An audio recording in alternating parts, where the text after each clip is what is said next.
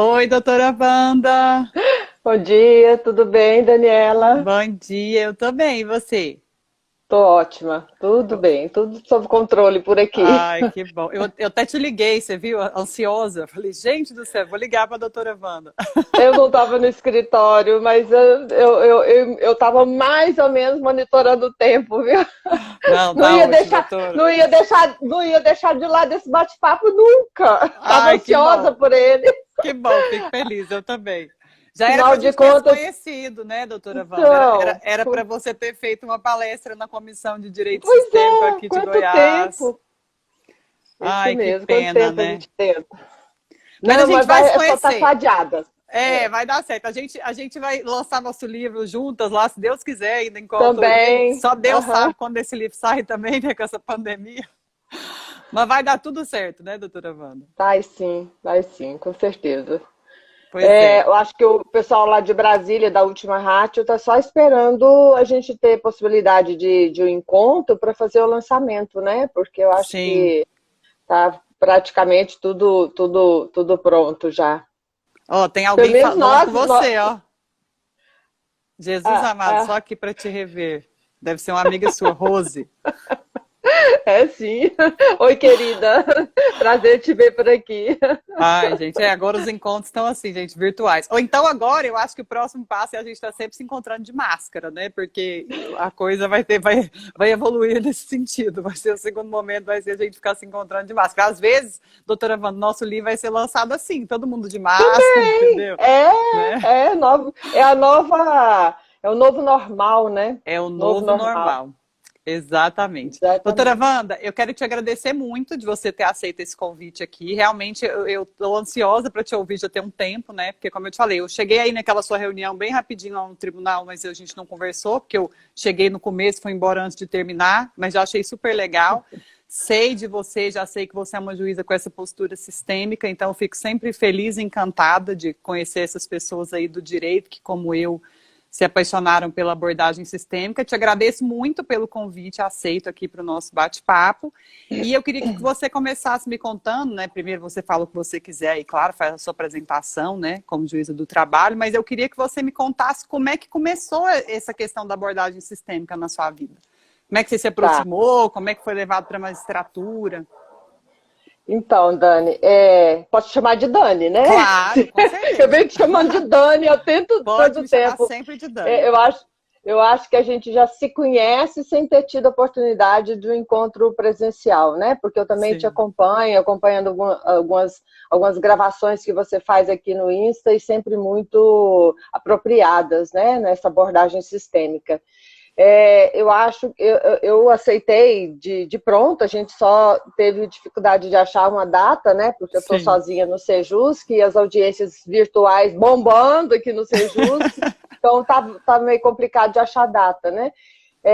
Mas eu aceitei com muito entusiasmo, porque eu acho que você tem um canal muito aberto com os advogados, até aquela comissão de direito sistêmico também era meu propósito, continua sendo bater um papo com Vai os dar certo. advogados dessa área, porque vocês são os grandes protagonistas dessa nova articulação, desse novo pensamento no judiciário. Nós que estamos dentro, o judiciário por força da própria natureza, ele é mais avesso às mudanças, né?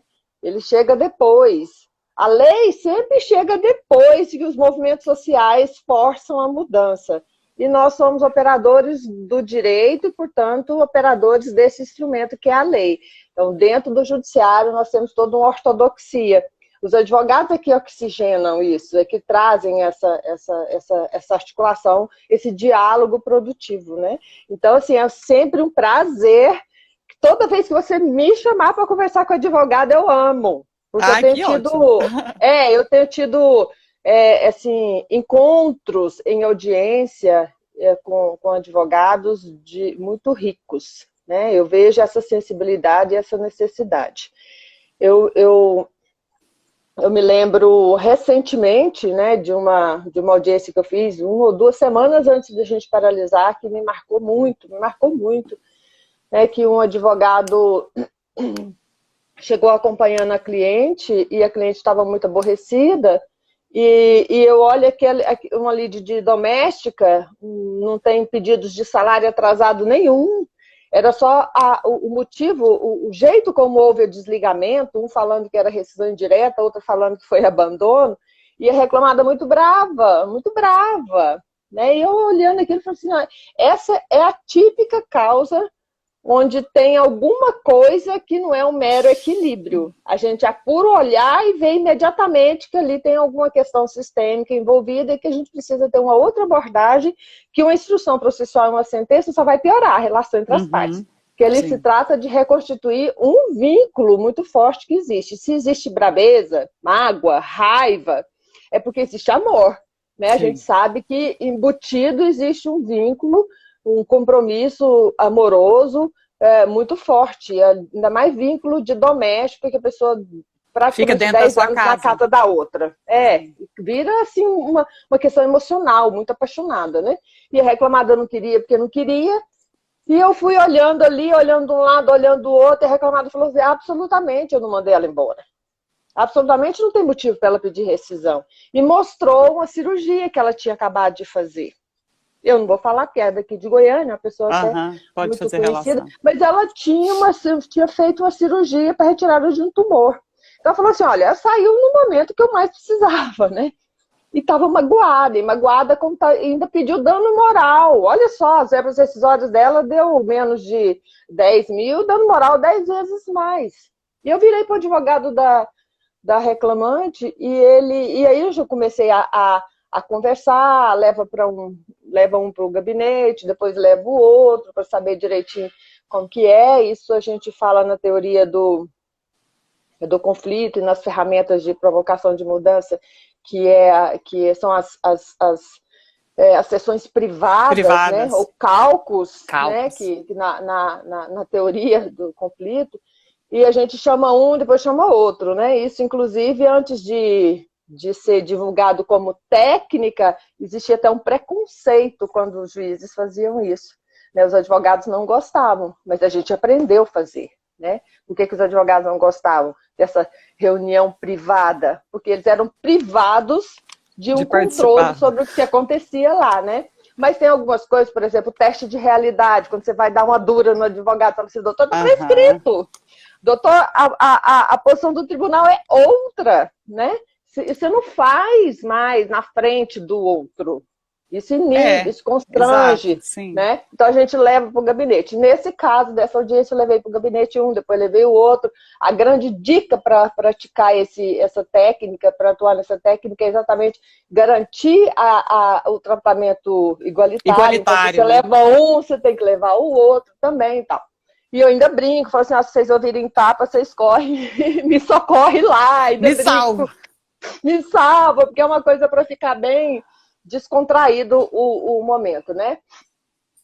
E nesse caso, eu pude perceber que a mágoa da reclamada é porque ela achou que aquele pedido de dano moral daquele tamanho tinha saído do coração dela, e ela se sentiu injustiçada. Né? E aí, quando ela ficou sabendo, aí o advogado da reclamante falou assim, doutora Wanda, nós, advogados trabalhistas, não temos instrumento para traduzir a dor do cliente da gente. Isso me tocou profundamente. Ainda mais você, com contato com o sistema. Porque ele falou de uma verdade, tão nítida, que falta exatamente esse instrumento para os operadores do direito, para traduzir a dor, porque não é a lei. A lei e nem o pedido de dano moral, né? A gente faz isso como uma forma que a gente encontrou, né? O pedido de dano moral foi a forma que os advogados encontraram de tentar traduzir um pouco isso.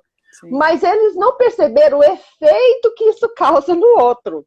E aí falta um pouco assim, de conhecimento da teoria da comunicação, de como que o efeito de da abordagem, da chegada de um, impacta o outro. Sim. Né? Ainda falta. Isso é que a gente precisa começar a conversar entre os advogados.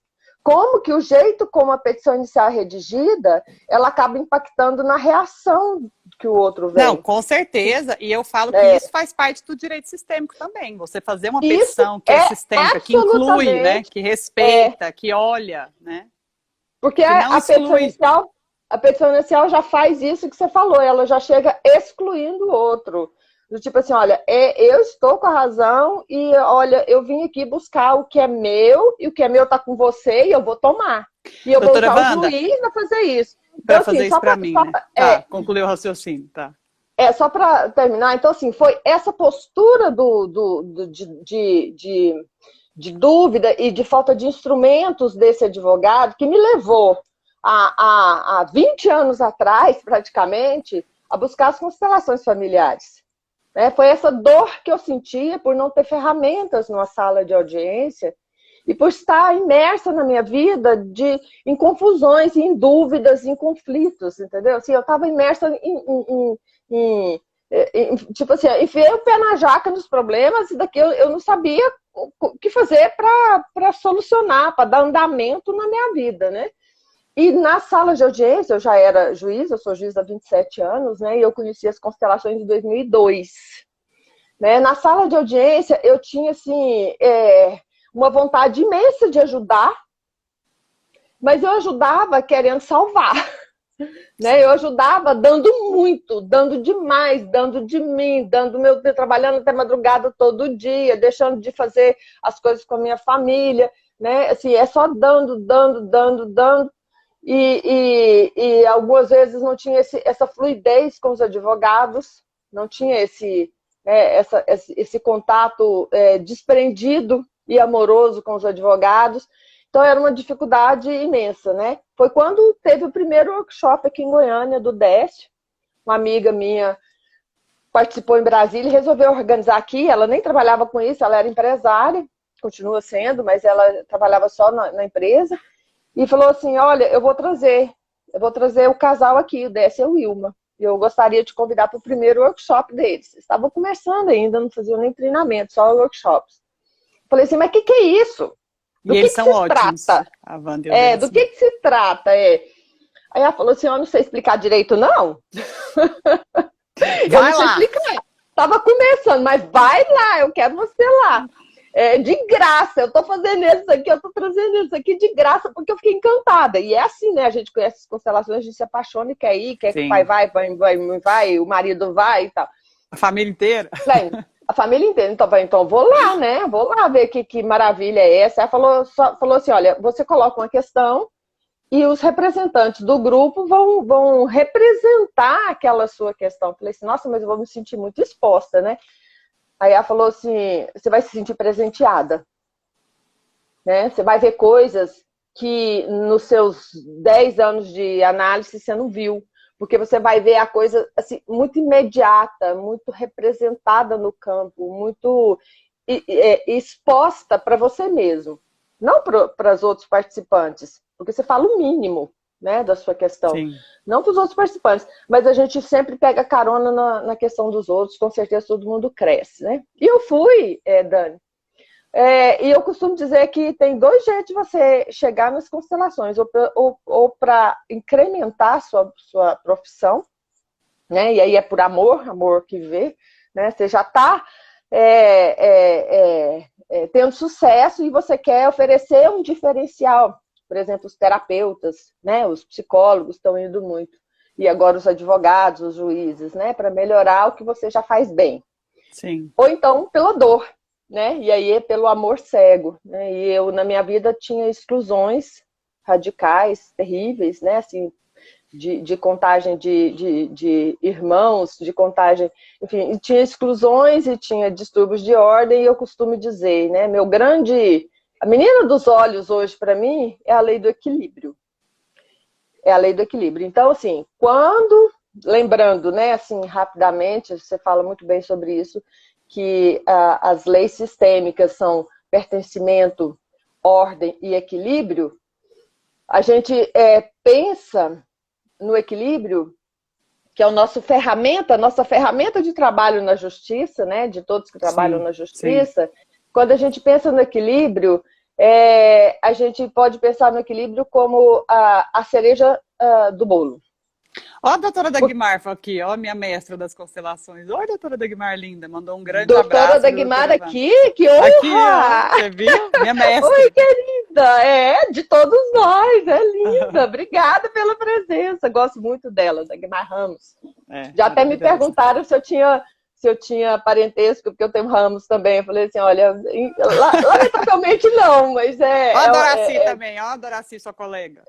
Que coisa boa, que prazer. Obrigada pela presença.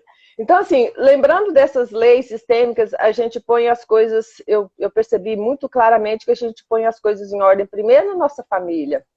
Sim. Porque aí você se sente cheio, preenchido, para trocar. Então, a lei do equilíbrio é a lei do mundo adulto.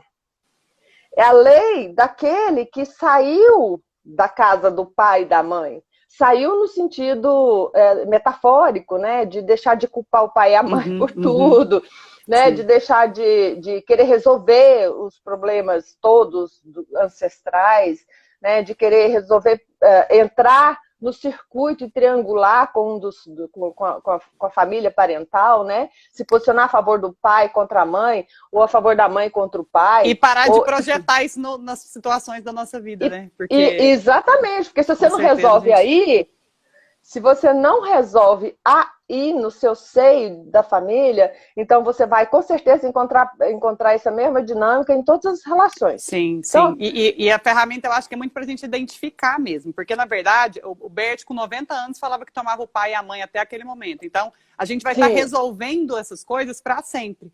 Mas a partir do momento em que você tem a lucidez de poder ter o olhar ampliado, você fala, opa, peraí. Deixa eu observar isso aqui com cuidado, deixa eu olhar para isso de modo que eu possa separar a minha vida pessoal da minha vida profissional, que eu possa saber o meu lugar, né? Então essa é uma grande riqueza. Quem entra nesse campo, em vez de ficar arrogante, dizer agora eu já sei como é que eu me posiciono no mundo e eu resolvi todas as coisas, eu tomei meu pai e minha mãe, então agora eu tô poderosa. Em vez disso, fique mais humilde, porque a gente sabe que a gente é convidado a sair da ordem o tempo inteiro e a gente exclui o tempo inteiro. O que essas ferramentas nos dão é a possibilidade de tomar consciência mais rápido e voltar para a postura. Toma consciência mais rápido e volta para a postura. Né? E não tem esse negócio assim, olha, resolvi uma lei, eu, em vez de lei também eu uso parâmetros de regularidade sistêmica, né? Eu resolvo um, depois o outro, depois o outro. Não tem essa ordem, é sistêmico, então não tem caixinha. E tá tudo junto e misturado, acontecendo. Tá tudo junto e o tempo inteiro na nossa vida. O tempo inteiro, né? Então, assim, eu lembro que na época que eu conheci as constelações, por exemplo, eu tinha mania de tratar o meu segundo filho, Alexandre, como o primeiro. Então, ele era o reizinho da casa, né? Por quê? Porque eu tive um aborto antes dele e como eu perdi muito, muito cedo, né? Inclusive, eu perdi o dia que eu fiquei sabendo que eu estava grávida, né? Assim, eu não sabia que estava grávida e tive um aborto espontâneo, né? E logo imediatamente eu engravidei do Alexandre. Então, assim, eu tratava o Alexandre como o primeiro. E eu não percebi, olha, 10 anos de análise e eu não tinha percebido o reflexo que isso trazia dentro da minha casa. Embora eu já tivesse avaliado na análise o efeito da exclusão do pai dele, eu não tinha analisado o efeito da exclusão do primeiro bebê. Que esse olhar, a constelação, a abordagem sistêmica do Hellinger que traz para nós, né? Outras abordagens não trazem. Exatamente. A constelação traz assim pra gente, ó. Sabe aquele negócio, momento eureka? Sim, com certeza. Você regala os olhos ou arrepia ou fica impactado, fala assim, nossa, agora eu abri os olhos. Nossa, agora eu tenho uma direção. Nossa, agora eu percebi algo importante, posso caminhar por aí. Então foi esse o efeito da minha primeira. E na verdade, doutora Wanda, eu vejo assim, essa é a grande questão do direito sistêmico. Porque você também, a gente vai conversar aqui hoje, vou te perguntar de algumas situações práticas, mas assim, acho que você, pelo que eu já te ouvi falando, você tem uma visão parecida com a minha. que, na verdade, é muito mais essa postura sistêmica de tudo que a gente conhece e a ampliação da consciência que isso traz para a gente, de ter um novo olhar, de ter um olhar mais abrangente para cada conflito, do que exatamente de ter que querer fazer uma constelação, curar aquela pessoa, porque tem uma série de coisas, como você falou, nós não somos salvadores da pátria, nem eu advogado, nem você juíza, é impossível, a gente não vai salvar ninguém.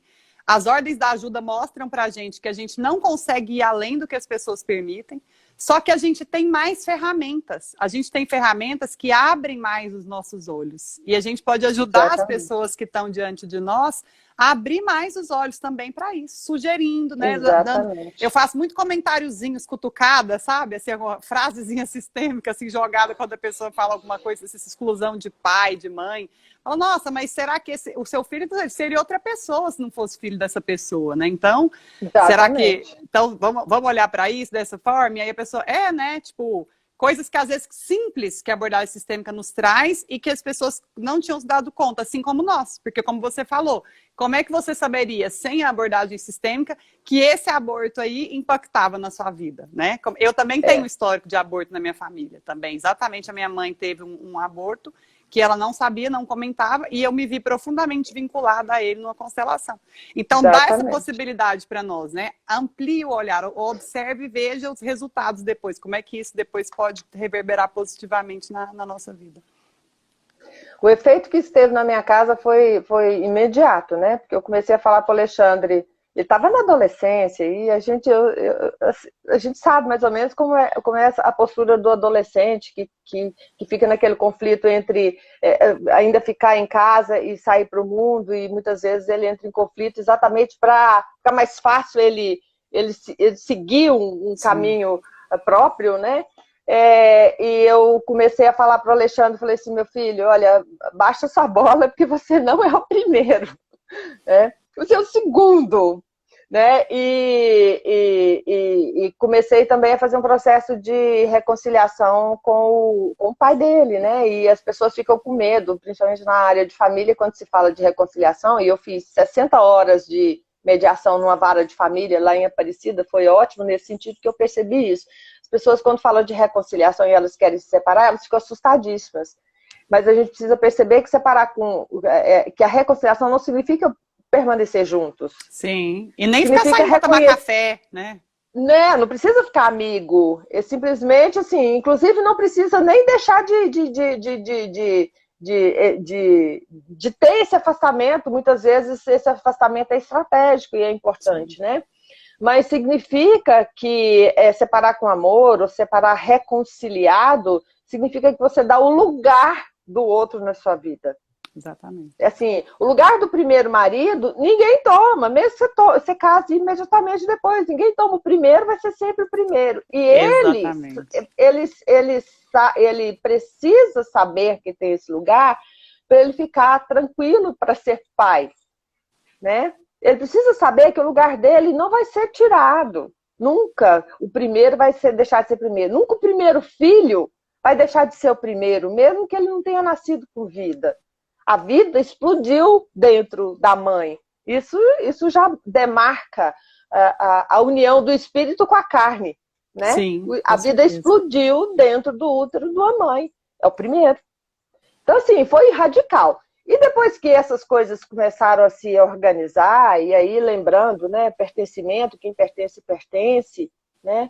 E as pessoas que saíram da vida da gente continuam pertencendo, as pessoas que saíram do sistema dos nossos pais e avós continuam pertencendo, né?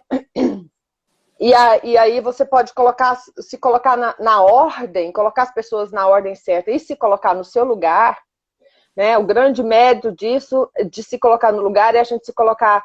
O maior presente que a constelação traz é a gente poder se colocar no lugar de filho perante os pais, e não de superior aos pais. É aí que a gente aprende a reconhecer o lugar do advogado, o lugar do reclamado, do reclamante, o lugar do juiz, né? Assim, tem advogado que chega na audiência e fala assim, juiz fulano de tal é arrogante. Eu já fico, né? No lugar de quem ele está me colocando, né? Assim, e aí...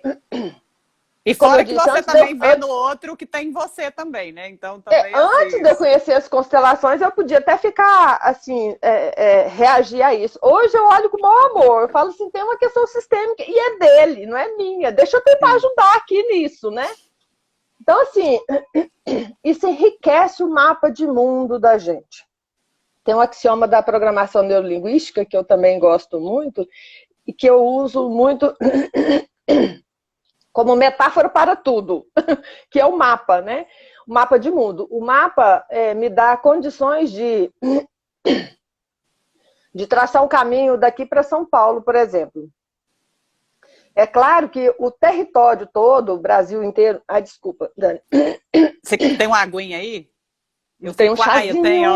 Eu fico com água, já aprendi, porque a gente vai falando, e tem hora que dá uma travada mesmo. É o refluxo, né?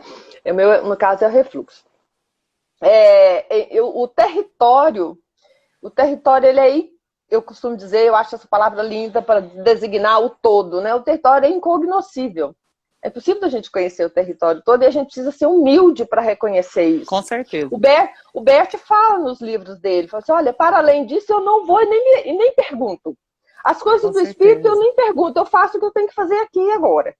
Né? Essa é uma humildade tremenda para um cara que foi padre 25 anos e que meditava, o Bert foi de claustro, então ele meditava 8 horas por dia.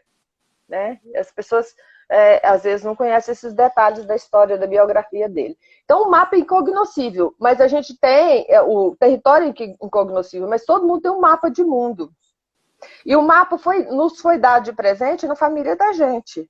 É o pai e a mãe que falam assim, ó, é assim, isso pode, isso não pode, fulano é bom, o ciclano é mal, né? Conforme o mapa próprio deles, né? E aí nós pegamos esse mapa e saímos para o mundo. Tem gente que nunca atualiza o próprio mapa. E aí esses ficam emaranhados nas questões da família.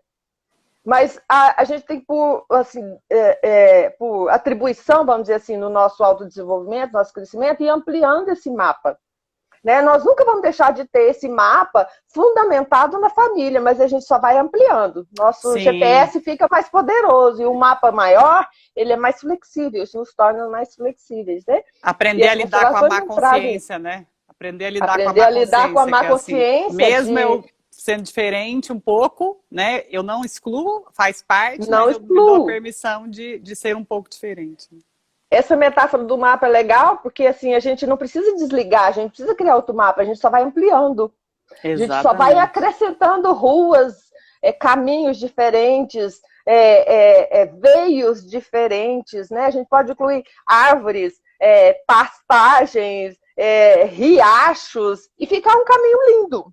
E na medida que você vai fazendo isso, é natural que você vá transbordando isso nas relações que você desenvolve. E um dia eu me vi na audiência e falei assim, gente, mas isso é altamente perceptível que uma sentença só vai piorar a relação.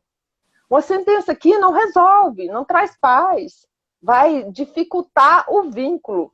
Comecei a perceber de forma mais imediata e mais rápida que na minha mesa, na minha vara, nos meus processos, caíam muitas questões de família, de um contra o outro, em face do outro, né? Relação de sobrinho em face de tia, de irmão em face de irmão, assim, muita coisa. Teve um que foi muito engraçado, uma testemunha foi chamada pelo amigo lá da empresa do tio para depor contra o tio, a favor desse reclamante. Ela desmaiou quando eu chamei.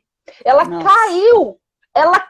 Falei assim, gente, um ato falho mais evidente do que esse, né, da lealdade familiar dela em relação a esse tio, que ela estava brava, tinha aceitado o convite do amigo, né, assim, do colega de trabalho para depor contra o tio, que era dono da empresa, na qual ela também tinha trabalhado. Quando eu chamo ela para depor, eu não sabia até então que ela era sobrinha. Quando eu chamo, ela levantou, ela veio lá de fora, quando ela entrou dentro da sala de audiência, antes dela chegar na cadeira, ela caiu. Sabe assim? Nossa. Eu falei, como aí você falou, levei né? pro gabinete. A lealdade inconsciente gritou ali na hora, né? Exatamente. Eu levei ela pro minhas colegas, Oceane, querida, Adriana, linda, que bom te ver por aqui. Eu levei ela para o gabinete e chamei o serviço médico, porque a pressão dela tinha caído muito, e aos poucos ela foi recuperando, e aí saíram dali reconciliados.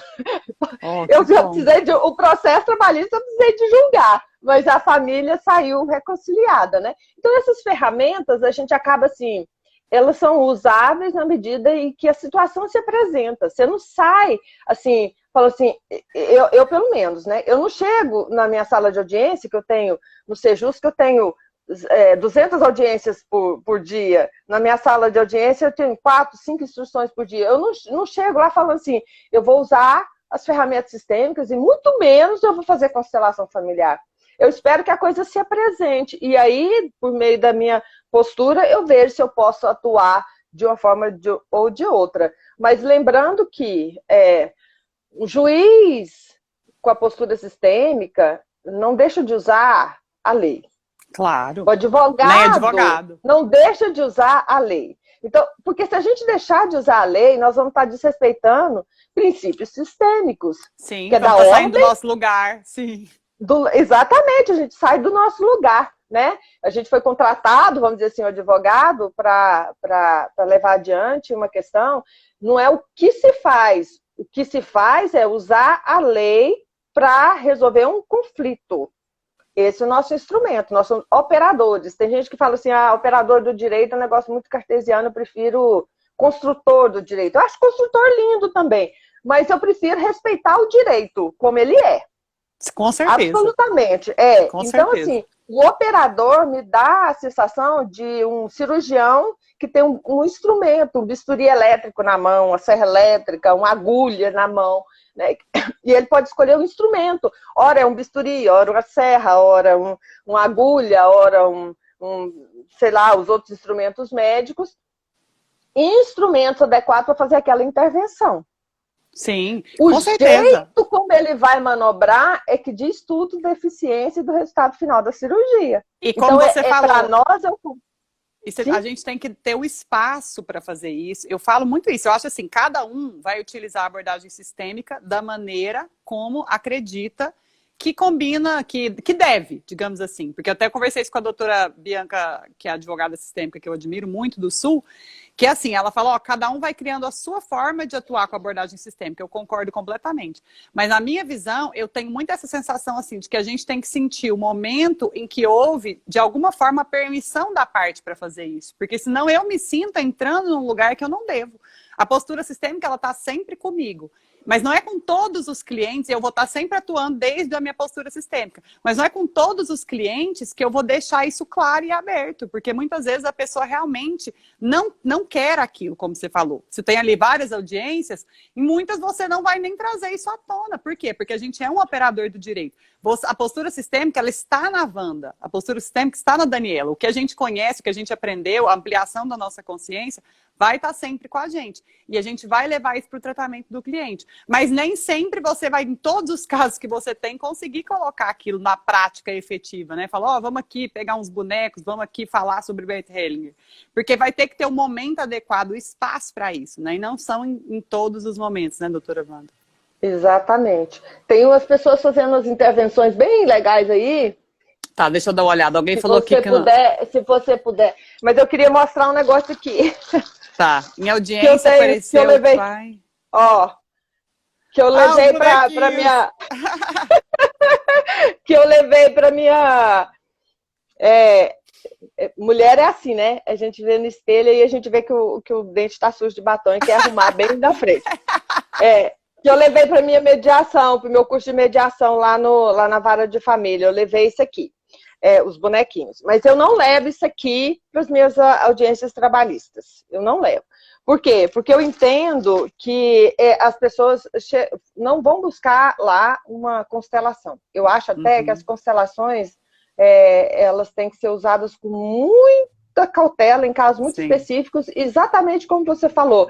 Assim, quando a parte quer, quando ela está preparada. Isso aqui lá nas minhas audiências dos casais lá de separação, eram pessoas muito simples que iam lá na vara de Aparecida. E eu falava assim, olha, tem um jeito da gente ver isso de outra forma. Você quer, aí explicava um pouquinho, você quer.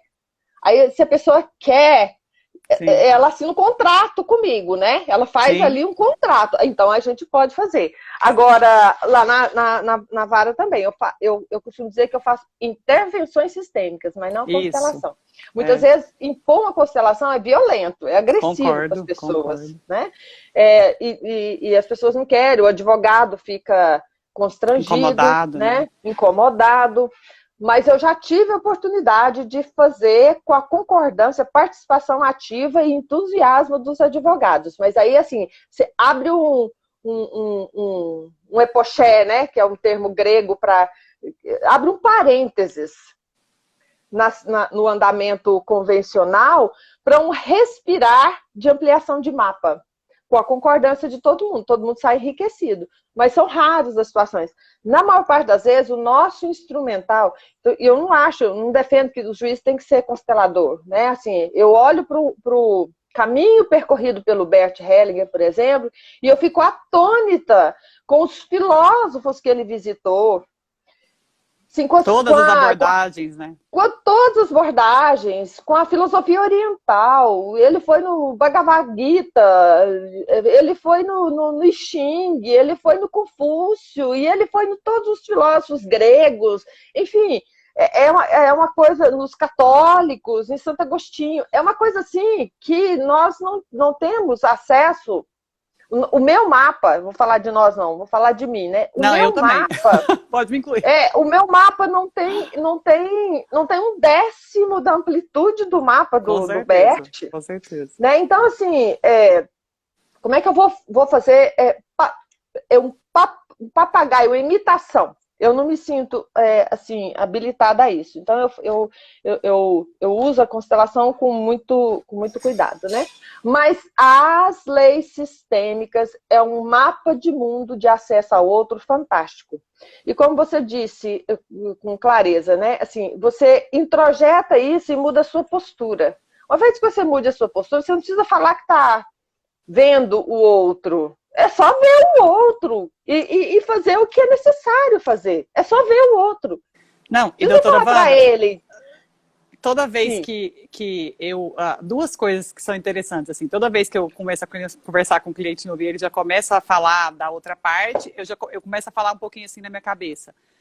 Deixa eu já incluir essa pessoa no meu coração, porque, tipo assim, eu vou ter que incluir imediatamente o meu cliente, e o meu cliente também, porque a gente também, assim, eu muitas vezes quero julgar o meu cliente, então, assim, deixa eu incluir o meu cliente e essa pessoa que ele tá falando aqui no meu coração, caladinha, né, mas isso aí já é um início da minha postura sistêmica. E o que a gente falou lá no início, que pra mim, eu sempre falo pro cliente, deixando muito claro, independente dele já estar sabendo que eu uso postura sistêmica ou não, mas eu falo assim pro cliente, olha, você tá me contando aqui, a gente vai encontrar a sua história, né? A gente vai encontrar o melhor artifício legal para poder defender o seu direito, né? Que já é uma questão de equilíbrio mesmo, que a pessoa sente ali que ela precisa de um equilíbrio. No entanto, eu não preciso, para isso, atacar a outra pessoa. E aí eu até coloco para eles, inclusive, eu vou te dizer uma coisa, eu trabalhei no judiciário, né? E é verdade, eu trabalhei no judiciário. E quando a gente faz isso, é mal visto lá dentro. Não é bem visto. Eu, quando estava na postura aí de ajudar um desembargador, que eu fui assistente de desembargador, essas peças que chegam desrespeitosas, sabe, com palavras inadequadas, a gente não gosta, é uma sensação desagradável. Porque, como o Bert mesmo fala, ele não criou as leis sistêmicas, ele descobriu. Então, tem coisas que a gente já muito antes de saber que isso existisse, incomoda a gente. Porque, na verdade, essa exclusão, esse desrespeito, ele incomoda, é natural. Então, assim, eu não preciso virar para o meu cliente e falar, olha, não vou ficar falando mal do seu ex-cônjuge aqui, porque ele pertence, como Bert Hellinger me ensinou. Mas eu posso simplesmente falar como isso que eu falei para ele, e a partir dali eu já mostro. Então, assim, às vezes o cliente me manda escrita alguma coisa querendo que eu denigre, eu não coloco, eu explico para ele. A gente não precisa denigrir a outra parte para poder mostrar os fatos, para poder mostrar a sua razão, para encontrar a sua razão no direito, né? E isso já é uma forma de inclusão, ainda que a gente não precise falar nada do Bert Hellinger para aquela pessoa. Eu segui o Bert Hellinger mais de 10 anos pelo Brasil, né? Como eu falei, assim, eu comecei muito cedo lá com o Décio, né, em 2002. E aí eu me encantei com aquilo, falei, né? O brilho nos olhos, falei assim, nossa, agora eu tenho um caminho legal. E as constelações me pegaram num momento de muita abertura, porque eu não tive resistência nenhuma. Tem gente que chega lá e fica apavorado, né? Nunca mais quer sair. Falo, nossa senhora, isso aqui me assusta demais, me expõe demais. Mas eu tinha feito não só 10 anos, quase 10 anos de análise na época, mas eu também tinha participado de grupos de estudo de psicanálise, né? Então, assim, eu tinha estudado alguma coisa também, então me pegou num bom momento, né? E eu comecei a ler os livros do Bert e segui o Bert. Então, assim, os seminários que ele fez quando ele nem era casado com a Sofia ainda, ou se era casado, não levava ela ainda, ele vinha sozinho no Brasil. E eu segui Bert para tudo quanto é lugar, né? Águas de Lindóia, São Paulo fui 2 vezes, Águas de Lindóia 2 vezes, São Paulo capital, Brasília, Belo Horizonte, enfim.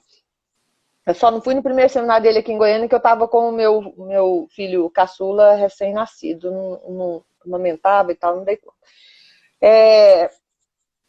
E o Bert tem uma coisa muito legal que ele falava nos seminários e fala nos livros dele, que assim, o primeiro movimento dele, quando uma pessoa vem para reclamar de alguém, é incluir esse alguém. É isso que você faz, né? É incluir o excluído.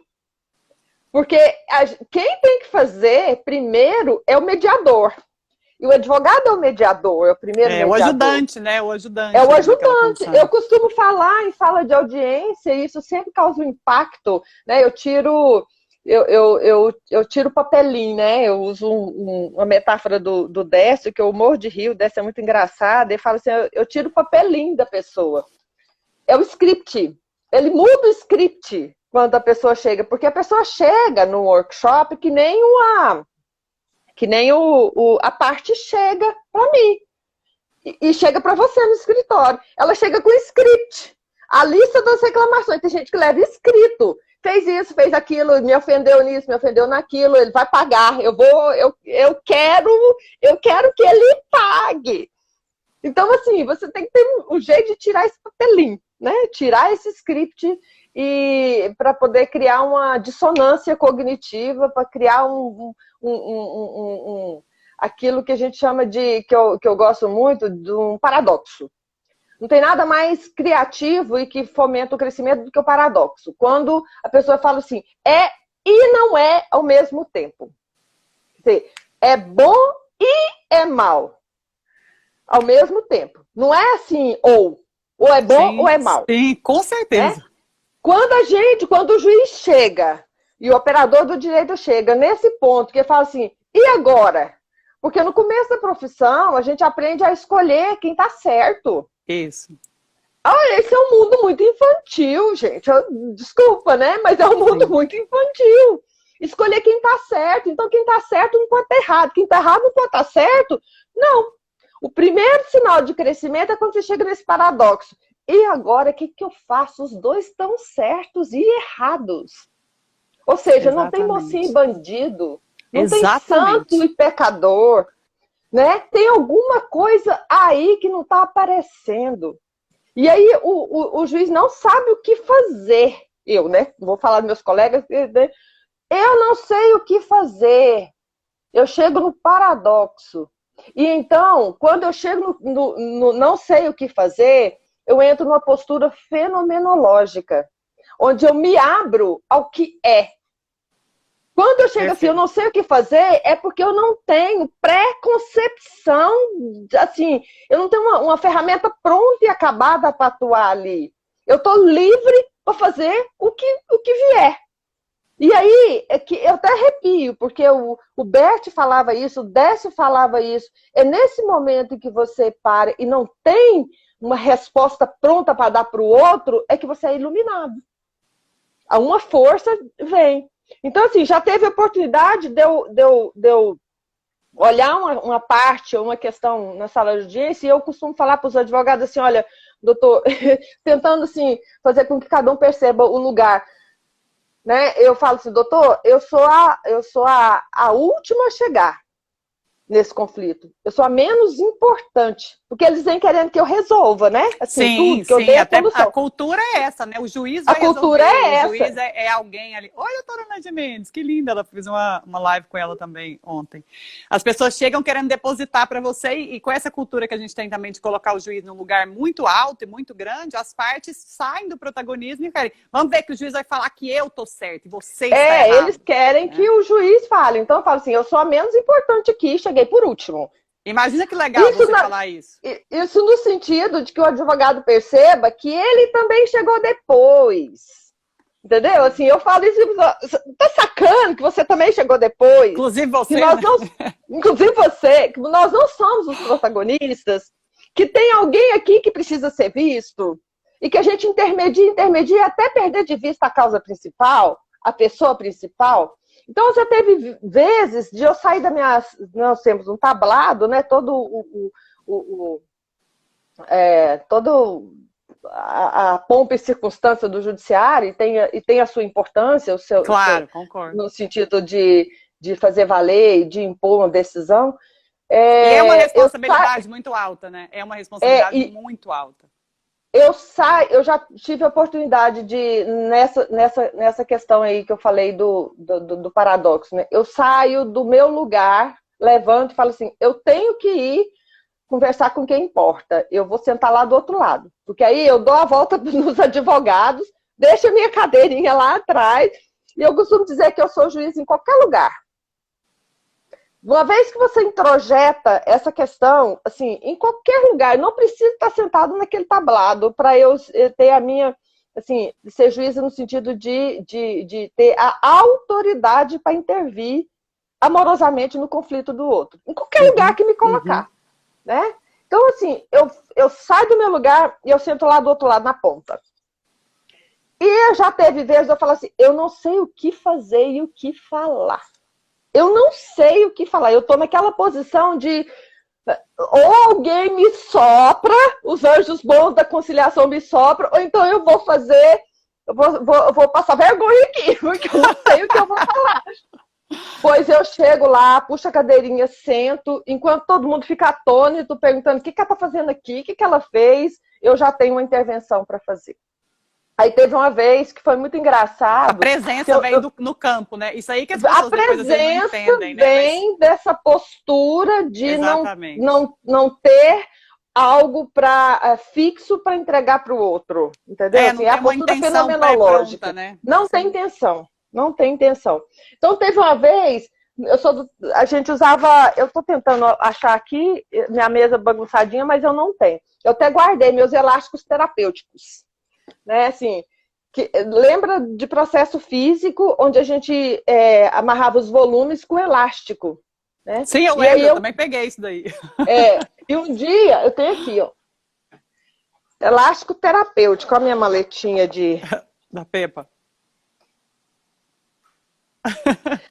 Eu saí um dia de lá e falei assim, eu vou pegar esse negócio aqui, eu não sei o que eu vou fazer não, mas eu vou fazer. E aí eu sentei lá do outro lado lá e peguei pro reclamante e a reclamada e falei assim, agora cada um pega e estica. Aí eles esticaram, né? Assim, acharam estranho, mas não estica. Não, estica. Não, estica mais. Aí eu falei, aí eles falaram assim, e agora posso soltar? Não, não posso soltar não. Mantenha a tensão. A hora que estava na tensão máxima, eu falei, vocês estão vendo? Vocês estão vendo como que é que vocês estão? Essa tensão máxima, se eu pedir para ele, o reclamante, soltar, o que vai acontecer com ela, reclamada? Aí ele falou, era um rapaz, uns 18 anos, ele falou assim, não sei. Eu falei, você nunca brincou de estilingue? Quando era mais novo? Ele falou, não, eu trabalho desde os 12 anos. Essa declaração dele, de que não conhecia, nunca tinha brincado de estilingue, porque trabalho desde os 12 anos, já teve um efeito na reclamada imediato, né? Aí estava esticado. Eu falei assim, não, então continua que você vai saber como é que funciona o estilingue. Então continua segurando. Aí falei para reclamar, se você soltar, o que vai acontecer com ele? Aí vai machucar. Então assim, eu falei, eu vou escrever sobre esse exercício. Publiquei, os colegas riram, né? A Wanda e seus elásticos. Né? Tudo bem, né? Funcionou. E para mim o que importa é isso. Eu falei assim, então vou ensinar para vocês como é que faz para um cuidado do outro nesse sentido e não machucar.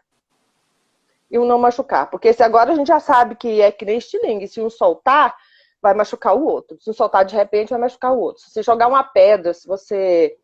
uma palavra proferida, uma intenção de machucar, você vai machucar, né? Agora, você machuca o outro e machuca a si mesmo. Toda vez que você machuca alguém, você machuca você mesmo.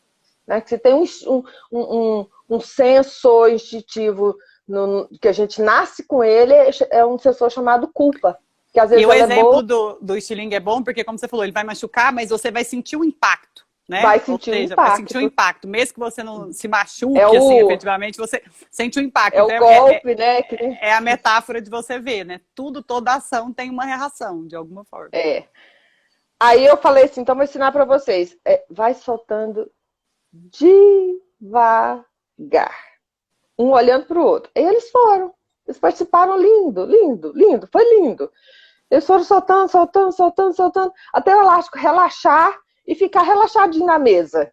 Isso sim, o coração deles relaxou a tensão enquanto relaxava o elástico. O elástico, né? Aí ficaram macios, maleáveis, dispostos, inclusive a fechar um acordo. Então, assim, essas coisas, esse exercício aqui, eu não tinha noção de que fazer quando eu peguei um elástico e fui para lá, mas é um exercício sistêmico que funciona. Com certeza. Né?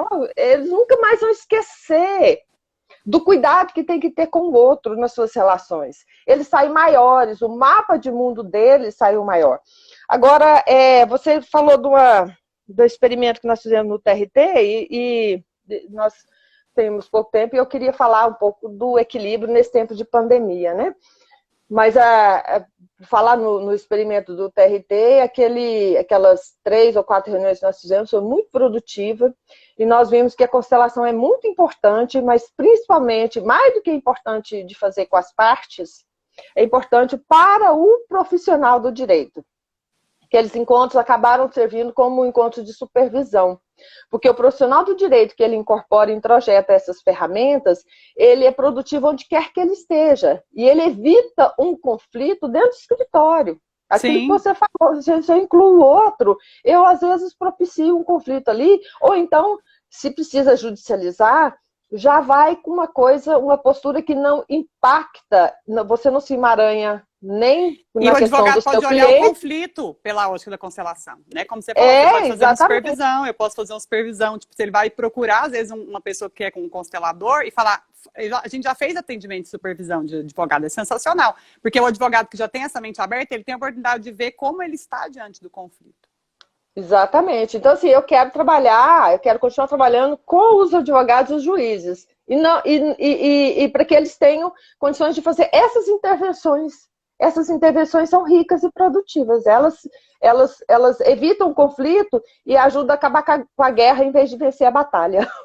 Né? Sim, assim, o trabalho nosso seria isso, né? Se acaba com a guerra. E a gente deixa de olhar também para o conflito, demonizando o conflito, porque o conflito é um desconforto que leva a gente para frente. Então, a gente tem que trabalhar o conflito, assim, a gente vai estar sempre em conflito.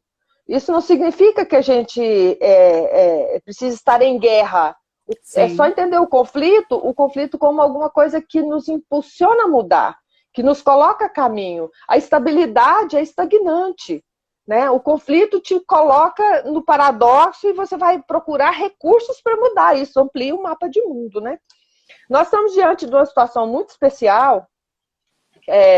Dani, eu queria que você deixasse gravado, tá? Não, vou deixar. E eu estou atenta ao tempo aqui, que está faltando então, 4 minutos. Então, deixa eu deixar você concluir. Tá.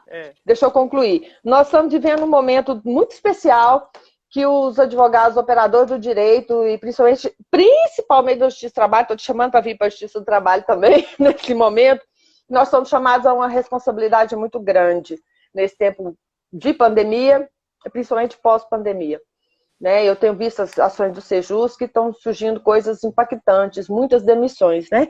E o equilíbrio aqui, nesse tempo de guerra, que o Bert fala nesse livro dele aqui, ó, que eu vou deixar indicado para vocês, é um livro curtinho, pequenininho, um dos Simples, que eu mais gosto. É uma entrevista que ele deu para o jornalista Gabriele, na Alemanha. Gabriele Tenhovel, é da Cultrix. que ele fala que as situações de movimentos sociais mais amplos, onde a gente não pode tratar o equilíbrio de um para o outro, de um por um, de um para um. Porque nesse momento em que todo mundo perdeu, o empregado perdeu o emprego, o empresário perdeu a empresa, a gente não tem jeito de...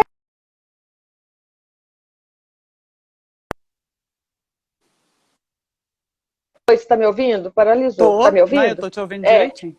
A gente não tem jeito de refazer ou de atribuir uma compensação equivalente. Não dá. O empresário não tem jeito, o empregado perdeu e tem muita gente passando muita dificuldade que não tem Sim. jeito de reconstituir. Então, a dica do Bert para o tempo de guerra vale para esse tempo nosso aqui, porque é uma guerra que nós estamos vivendo, né? Uma guerra sem armas. É o seguinte, olha, para tudo e vamos reconstruir juntos. Todos perdemos. Nós temos que começar de novo, todos juntos. Operadores do direito, empregados e empregadores. Não dá para a gente manter o equilíbrio de igual para igual ou a reconstituição plena do dano, porque todos nós perdemos. Então vamos pensar nesse equilíbrio, como o Emerson fala no livro dele, nos ensaios dele, o Ralph Emerson, que eu gosto muito, que na natureza nada se pode dar, tudo se vende. Ou seja, tem um equilíbrio de arco de retorno maior, que não é eu para você. Tem um equilíbrio que é da natureza. Nós precisamos pensar de recobrar esse equilíbrio de uma forma mais ampla nesse momento. E nós vamos ser chamados a essa responsabilidade. Então, o que eu espero passar de recado para os operadores da área do direito do trabalho é isso. Nós somos chamados a uma grande responsabilidade nesse momento. Uma enorme responsabilidade de perceber que não dá para recompor todos os danos. Era isso, só agradecer. Não deu tempo de... Teve comentários, não deu tempo de responder perguntas, mas eu estou à disposição para continuar essa conversa em outro local, disponível para os advogados trabalhistas e muito entusiasmada com a sensibilidade que os operadores do direito estão demonstrando nesse momento, tá bom? Ai, doutora Wanda, eu não vou nem falar mais nada também, porque o tempo está acabando e foi tão bacana a sua fala, que vai ser a fala de finalização aí da nossa live, que foi excelente. Muito obrigada mesmo por ter aceito esse convite. Eu adorei conversar com você, adorei suas histórias de causos aí da postura sistêmica da Justiça do Trabalho. Acho que é muito rico isso, fico muito feliz de ver que esse movimento está acontecendo e que a gente consiga contagiar mais pessoas, né? Que mais gente goste também dessa abordagem, queira trazer isso, né, fazer isso, porque é muito bom. A gente sabe que essa ampliação de consciência, essa ampliação de olhar faz bem para nós, faz bem para as pessoas, faz bem para a sociedade. Muitíssimo obrigada. Tá obrigada para todos que participaram, passaram por aqui. Tudo de bom. Tchau, tchau, Dani. Beijão. Tchau, tchau.